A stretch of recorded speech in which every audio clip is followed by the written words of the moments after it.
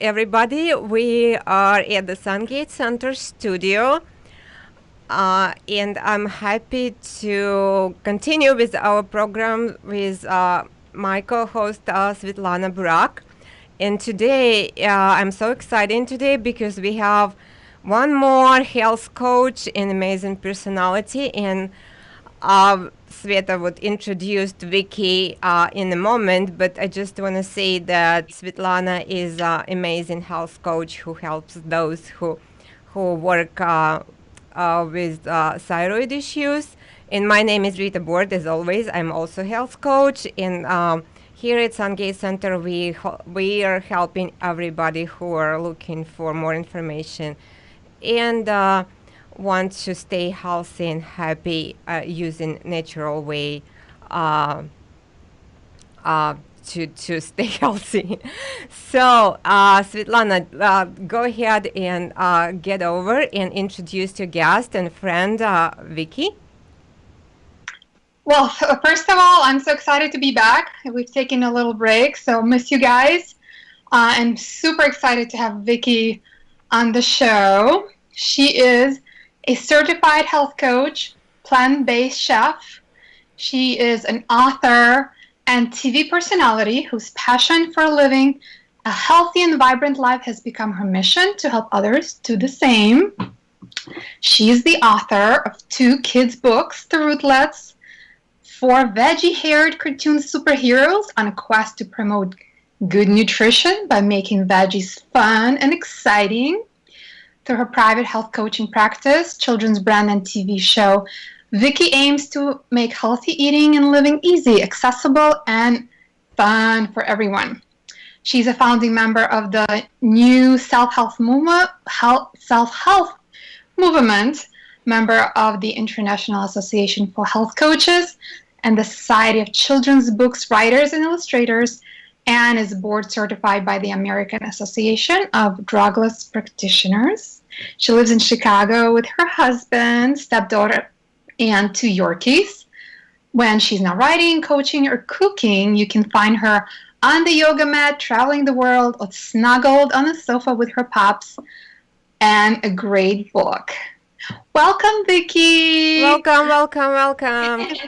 I'm so inspired by all the things you do, and aside from everything that I just mentioned, Vicky is just the sweetest person ever. She's just a delight to be around, so I'm really happy to have you here again. Oh, well, I am so honored to be here with you 2 ladies, and I feel the exact same way about you guys, just lights of energy and such sweet, sweet, sweet women. So thank you guys for having me on the show. Thank you for joining us. Can I ask a first question? Where do you find time to do all this? More. You know, when you look for time, you never find it, so you have to make the time. And so, it's really just a lot of strategies. I'm always looking at how to, maximize my time and be more productive. And yeah, so it's really just about, making time, shifting priorities, seeing what's, on the to-do list for tomorrow and making that the priority for today. And, just kind of taking one day at a time and making it manageable. But yeah, it's a lot, but it's fun. So it never feels like work. So you can power through a little bit more when you really enjoy what you're doing, That's great. Sounds like you're doing what you're really passionate about and really love. And I think that, that's a great thing, greatest thing for all of us to learn from. Oh, yeah. So I am really excited about today's topic. It's a hot topic for me as a parent. It's a hot topic for a lot of parents as well. Yes. So raising healthy eaters. Yes, it's a challenge, isn't it? Oh my gosh. And I thought I would be exempt from it. A 5-year-old myself, a toddler, and everything was going well up until when he turned 1. And I thought I would be exempt because, my husband and I eat pretty healthy at home. We don't buy junk food. We don't go out to eat to fast food. And I thought he would just follow our steps. Well, no, he has a mind of his own. So I'm really looking forward to hearing what you have to say today. Yeah, well, I'm excited. I mean, I feel like all little kids have a mind of their own. You know, they are all independent and they want to do their own thing. And so part of it is knowing your child and knowing how they respond to things and knowing what buttons to push to get them excited and make them feel empowered to make choices so that they're more likely to, you know, do what you want them to do. You know, it's all psychological. You have to kind of trick them sometimes, you know, outsmart them. But yeah, it's a hot topic for a lot of my clients as well. So it's a good one that we're discussing today. Yeah. So what challenges have you encountered in your experience, you know, with your own kid and with your clients' kids? Let's hear it. Like, what are the hot buttons? You know, I mean, honestly, I have to say I'm very, very, very lucky because when my stepdaughter was young, she was very, very adventurous. She would eat anything that we put in front of her.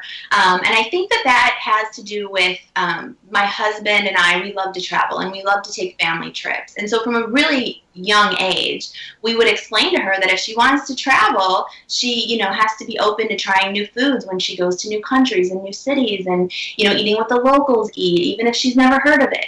And I think that kind of hit a, you know, chord with her because she was always like, well, I want to travel, so yes, I must try new foods. And she was always really, really great about it. So I didn't really have an issue with my daughter as some of my clients, you know, that I talk to are struggling with. And the thing that always comes back that is the most effective thing to get kids to eat healthier is to make it fun. Whether that means, you know, using a tool like the Rootlets to get kids excited about veggies, or whether it's getting them involved with the cooking or the meal planning or letting them choose what's for dinner and being a part of it, making family dinner a special time where you set the table and, you know, maybe you dance around afterwards or beforehand, you know, making it fun and making it an experience. It's more about that. Like I think about when, you know, we have a baby, right? And maybe they won't eat their peas, but you do the airplane and zoom, zoom, zoom, open up, here it comes. And then they open their mouth and, you know, the spoonful of peas lands in their mouth. And it's not about the peas. It's about the fact that you're making it a fun experience. So if you can do that throughout your child's life, then they're going to be a lot more likely to respond and be open to it. So it's about incorporating fun and getting them involved. Wow. Sounds like a brilliant idea. You're starting with travel, right? Right. But of course, not everyone does. So, like, finding the thing that really ignites your kid, right? Right.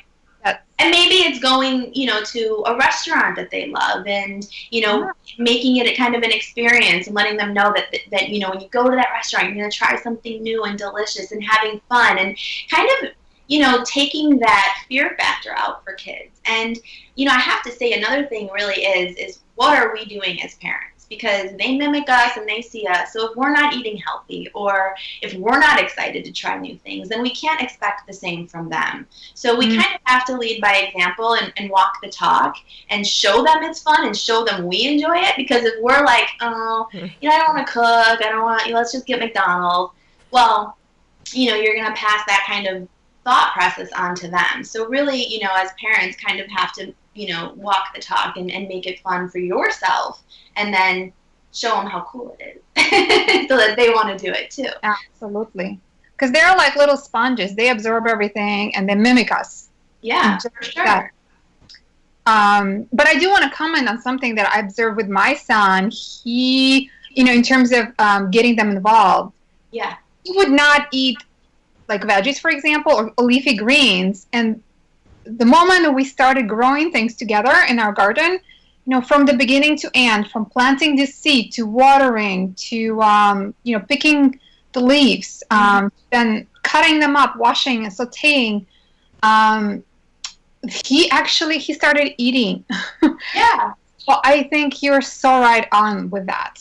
Yeah, and that's a great example. You know, if you have a garden or, you know, a lot of schools are doing gardens now, you know, if kids are involved with the process, they feel important. They feel like, oh, I had a hand in this. You know, this is part of my work or my decision making. And that's going to give them that, oh, you know, that pride. And that makes them want to be a part of the eating experience too then, you know. So that's awesome that you guys have the garden. And yeah, any way that you can get them involved, I think it's great. Yes. Anybody ever shared concerns with like advertisement, characters, popular characters from books? Has that ever come up with you for you in your work? Not really. A lot of my clients really struggle mostly, I would say, with time. Finding the time to prepare the meal for the family and have a meal plan and to do all of those things. Mm-hmm.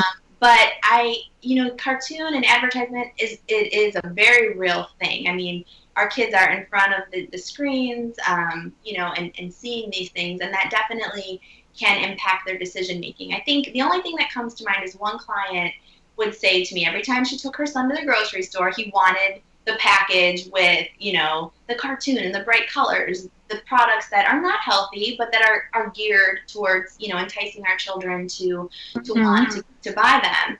And, the solution that we came up with really was that she wasn't going to take her son to the grocery store anymore because, they eat what we bring into the house. And so if you're having a really hard time in the grocery store, maybe go when they're in school or leave them with a parent or a sitter and run your errands by yourself so that you don't have to kind of fight that battle.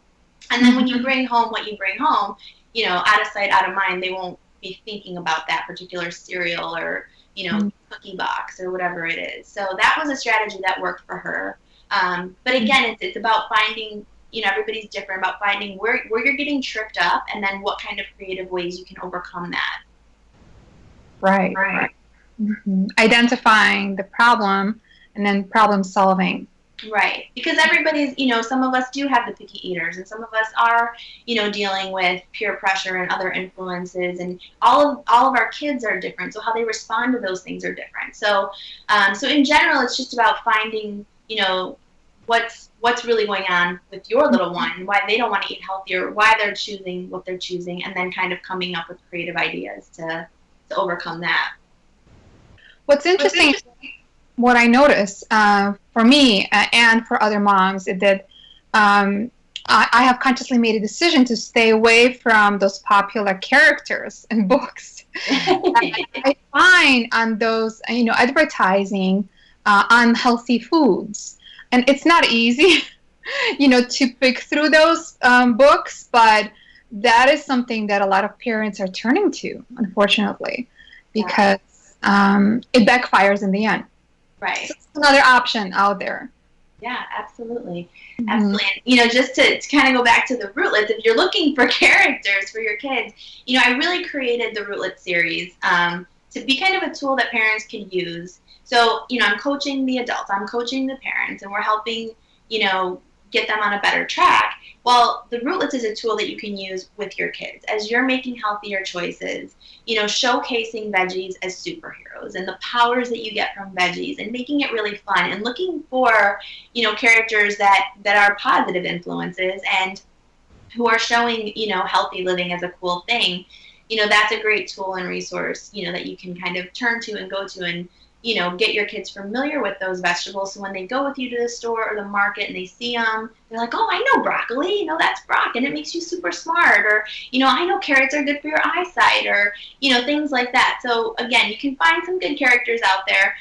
But generally speaking, if your kids are really drawn to the characters on the boxes in the grocery store, then that might be an option, is to not maybe bring them to the grocery store with you, or come up with other solutions so that they're not, you're not having to battle that in the grocery store every time you go.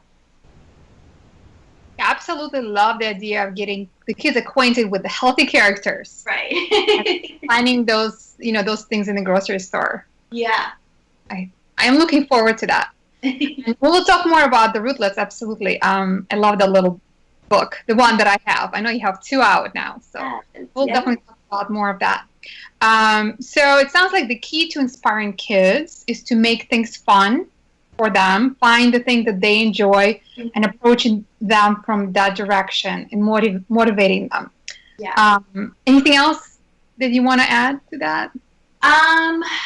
I would say just, fun and familiarity. The more familiar they are with things, the less foreign it is, again, and going back to that fun, if you see something in the produce section and you're with your little one, like a star fruit or a jackfruit or something that's not as common, making that fun to try something new and get them familiar with something new in a fun way. Like, ooh, what is this? Let's check it out together and go home and crack it open. And again, having that experience that's tied to something fun, they're going to be so much more likely to try it. They really will. Oh, I can imagine that. Yeah, I can imagine my son would be totally fascinated with the star fruit. Stars. So yeah, totally. Right? And that's what you see in the sky. It looks like what you see in the sky. And, just kind of relating it to their level and kind of, getting them to think about it in a different way. Yes. So what age do you start? Immediately. From when they're babies, I think obviously they're, probably going to be on the breast milk for quite a while, but once they start, having food and they're, you start incorporating food and solids into their diet, I think the healthier that you can make that experience for them, the better. You're going to get them familiar with those flavor profiles. So again, they're going to be familiar with them. And it's proven that your taste buds, after having something 15 times, it actually starts to really love it and crave it. So if you're giving them things regularly that are healthy, when they grow up, they're going to already have those flavor profiles established, and they'll be more likely to stick with it. But I think it's really important the earlier you start, because if you start them on an unhealthy track and then somewhere along the way you put the brakes on and expect them to, be healthy, that's a much harder battle. And that's going to be a lot trickier. So I think starting them as soon as possible and making healthy, eating just a part of your life, not a weird thing, is really the best approach. Mm-hmm. I think well, mom should start when they still have the kid. It's not unborn kid. Yeah, for sure. And that goes back to like walking the talk, right? Yeah. If you're not a healthy person yourself, from preconception through your pregnancy until the baby comes, it's going to be hard to instill healthy habits in your child. So always start with yourself. Always, always, always make sure that you're eating well first, and make sure that you're taking care of yourself. Because once you're doing that, and they're going to see that, but if you're not doing it, it's going to be really hard for you to get, anybody in your family on board. Yes. Vicky, I have a quick question. From your experience, did you find that many kids are refusing to eat meat? Like nowadays kids, or what did you find with meat eaters? I haven't encountered anybody that has told me that their children refuse to eat meat. I do have some clients who raise their kids 100% vegan, and so they've never had meat, which I think is, awesome. But no, I don't really think that I've encountered anybody who has not wanted to eat meat or who has struggled with eating meat. Most Great of them. question. Yeah, I'm sorry, go ahead. I'm sorry, great question. Yeah, really great question. I have encountered. Really? Actually, my cousin's son, and then actually my son is not really into meat that much at all. Really? He would have it once in a while, but he's really not into it. So, I think we spoke about bio-individuality before on one of our shows, and I think it's so important to listen to our kids' desires and cravings, because I think their bodies are so wise. They know what their particular type is needing and wanting. So it's really good question, because this is where we can start observing and learning about our kids' preferences. Yeah, but need that. Oftentimes kids are just don't like eat. They like animals so much that they refuse to eat meat for this reason. Right. Well, that's me. I can totally relate, because that's why I stopped eating meat, was because I love animals. I have one on my lap right now. But I do, back to your point, that's a great question. And I think it is so important to go back to what is your child, what does your child need and want, and what's going to be effective for them to eat well. And, all of it goes back to really being curious about your little one and, what motivates them and what they really don't like and why they don't like what they don't like, and getting to know your kids a little bit better is going to also really help, long term with their diet and you being able to, create a really healthy environment for them. Yeah. Actually, and vice versa too. I know someone who has a vegan family and lifestyle. It's a whole family, husband, wife, and a kid, and the kid is craving meat. And every time they're out and when there's meat available, she's like reaching for that. Yeah. So it could go either way. It absolutely can. Yeah, and everybody is different. Like you said, bio-individuality. My husband still eats meat. He needs that. He feels better when he has a little bit of meat in his diet. I feel better when I don't. But everybody's different. And so it's really about listening to what the needs are and making sure that, if you're a vegan family and your child does want meat, just making sure that you get, organic and hormone-free and that you're selecting good quality meat. Because you still want it to be healthy at the end of the day, no matter what. Right. So why is it important to reach our kids and educate them about healthy choices as early as possible for their lifelong health? Yeah, I think, so much of what we do as adults really goes back to what we learned when we were younger. If you think about habits, brushing your teeth, it's something you learn when you're little. It's a habit that's going to serve you well your whole life if you do it. And so really establishing healthy habits and making that a part of your normal lifestyle, it's going to build that foundation so that when your little ones grow up, they already have that basis. They already are familiar with these foods. They already have those flavor profiles. It's not foreign. Again, it's that familiarity and good habits that they can then carry with them through adulthood. And, the Rootlets really was inspired by me hearing a lot of my clients struggling with things that they learned when they were little and that they were doing when they were little. And that was kind of my aha moment where it's like, really, it starts when you're young. And if you can get on board with healthy habits and implementing them and building those into your life, the earlier the better. Yes. Sure. Can you share a quick recipe with us that the mom can use right away? Something actually on the Rootlets website, on the blog, I have a bunch of recipes that are kid friendly, and we're doing more. But I think if I had to think of one recipe that every kid loves, it's pizza. Every time they come over, I'll do pizza. And so you can healthify pizza. You can make it a tortilla and load it up with some sauce and some veggies. If you do dairy, have a little bit of Parmesan, pop it in the oven, and it's a healthy pizza. And I have not found a kid yet who does not like that. So it's 5 minutes, and you can really healthify pizza.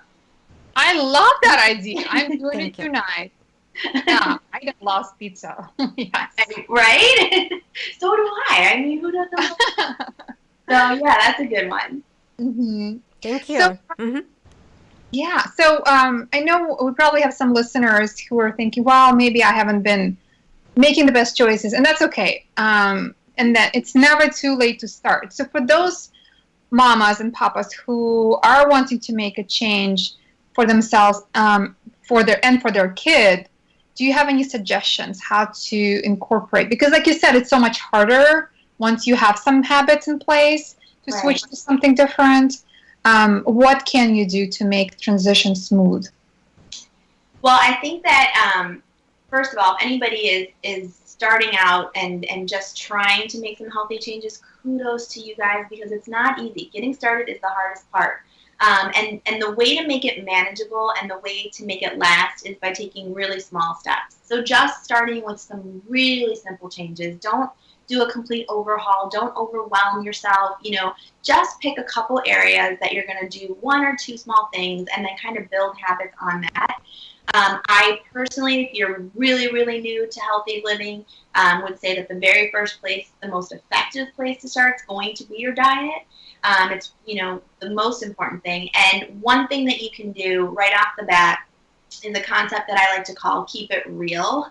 And it's just like what it sounds like. It's really about incorporating more real whole natural foods into your diet. So, you know, foods like fruits and veggies and whole grains and, you know, lean proteins, legumes and nuts and seeds, things that come from the earth. So things that you can buy at the grocery store and actually go home and cook with, or things that you can grow in your garden. You know, looking at packages that you're buying, checking the ingredients, making sure that those are real ingredients, would be, I would say, the very, very first place that you can start. And it's going to have the biggest impact on your health, for sure. Wonderful. I love the concept. Keep it real. Keep it real. Just keep it real. This is great. So we had a few listeners submit their questions. I'd like to share them with you. Susie Vasquez is asking, what do you do when the child will absolutely not try new foods? And mixing or hiding foods will not work. He's a one ingredient only guy. So no smoothies or baked goods. My gosh, it sounds like my son. That's a great question. So one ingredient kind of guy. That would mean you must be eating a lot of fruits and veggies, right? Because what is one ingredient? I would say that, you know, for the little kids out there that really don't want to try new stuff, whatever they're currently eating, whatever their favorite foods are, find little tiny ways to make them a little bit healthier. So, for example, if her son loves chicken nuggets, you know, bake them instead of frying them, or, you know, instead of using white refined flour to make the breading, use something like quinoa flour, which is really high in protein, and it's a complete protein, or add a little bit of ground flaxseed, which has omega fatty 3 acids. Figure out ways that you can take their existing food and just healthify it. And that's another concept I call swap it, don't drop it, which means you keep in your favorite foods, but you just keep them real. So you just make them a little bit healthier. And I would say that that would be the first place to start. Whatever he's currently eating, you know, figure out ways that you can just healthify it just a little bit. I love this word. Is that your creation? That's something new, healthify it? Yeah. I always make up words and things that don't exist. I love it. It's a brilliant idea. Yes. Now I just have to figure out how to get my son to switch from eating bread, that is everywhere you go, to like something healthy that's bread-like. Any ideas? Well, you know what? I mean, and maybe it's as simple as just switching the kind of bread. Like, I know you're healthy. You're already healthy, Sveta, so I'm sure it's a very healthy bread. But a lot of people that are eating, you know, just regular white bread can switch to a whole grain, or, you know, maybe try a gluten-free or a millet bread or a rice bread, or try some other alternatives of bread where you don't, again, have to take it out all the way, but you're healthifying it. You're kind of upgrading it with a little bit healthier ingredients. Healthifying. Love it. Great. Thank you. Yeah. Interesting. Are there any other questions from the listeners? Yes. Errol Mayab McFadden is asking how to make sure your child's getting enough nutrients if they don't eat a variety of foods or will not try new foods.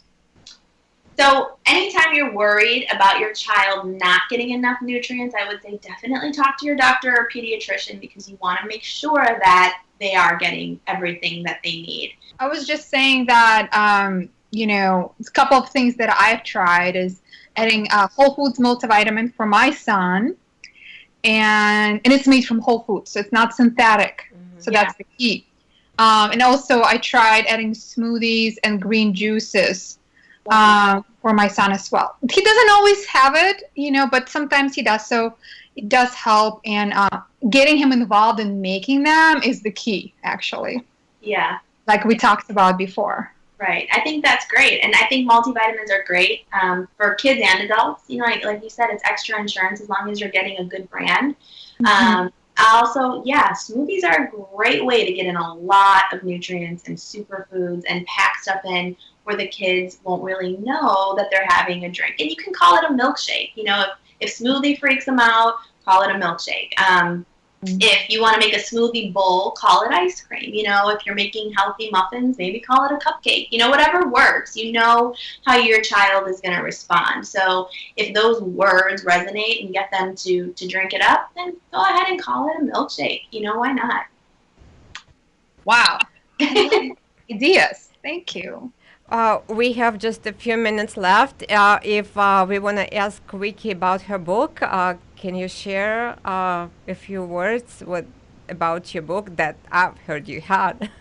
Yes, absolutely. So the Rootlets, again, it's my children's cartoon brand, and it's 4 characters who are little kids with veggie hair and healthy habits.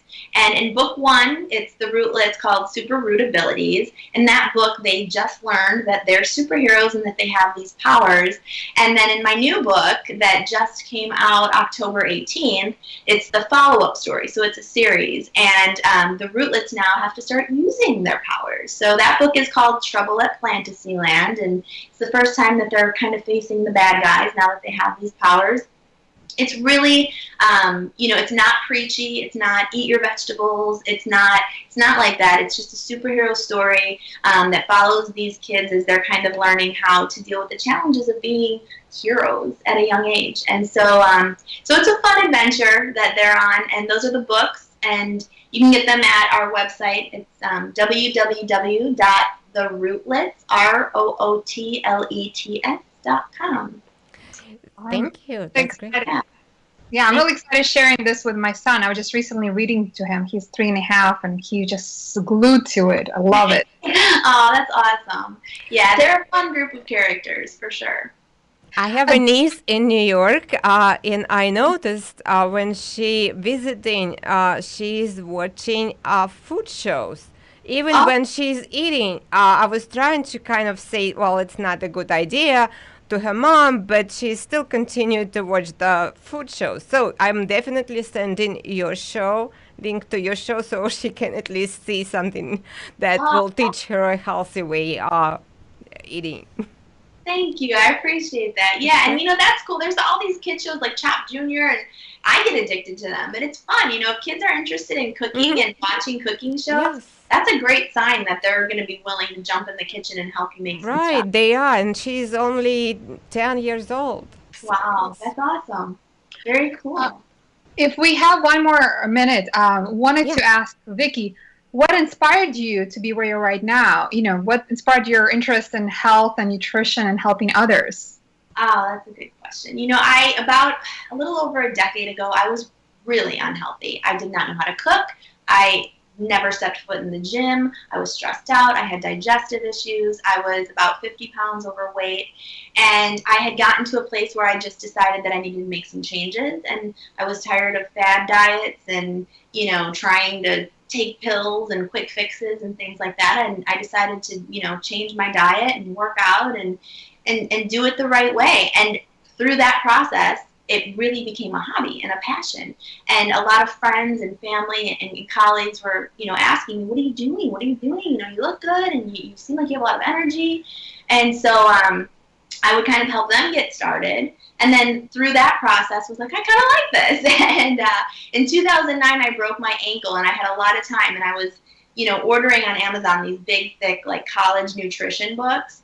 And my husband's like, why don't you go back to school for nutrition? And so I did. I went back to college, and then I, went on to become a health coach and plant-based chef, and, started building these businesses from the ground up. But really, I think that's what we're here for.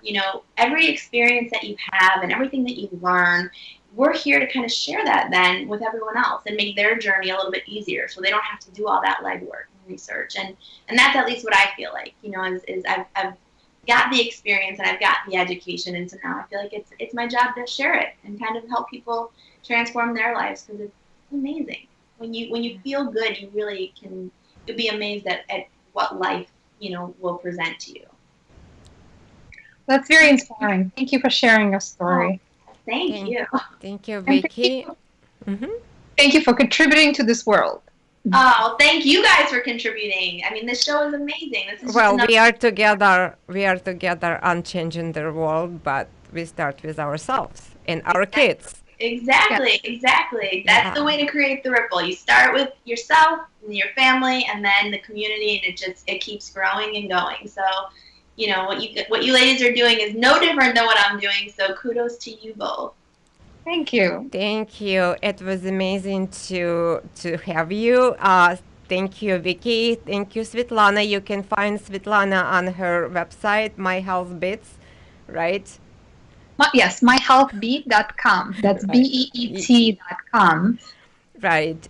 This radio show will be recorded and will be posted on Facebook, on Sungates Radio page, a Sungates Center page, and also can be found on YouTube. And everybody welcome. And Vicky, you're welcome to visit us here in Chicago. We are in Wheeling. We'll be so happy to see you and That would meet be awesome. personally. Yeah, so we'll talk about that. And appreciate both of you ladies. Thank you very much. Thank you, listeners. We'll see, Svetlana. You will talk next Monday, same time, here at Sungate Radio. Thank you very much. Thank you so much, Vicky, and thank you, Rita. Thanks to all our listeners, and see you next Monday. Thank you. Bye, guys. Bye-bye. Bye.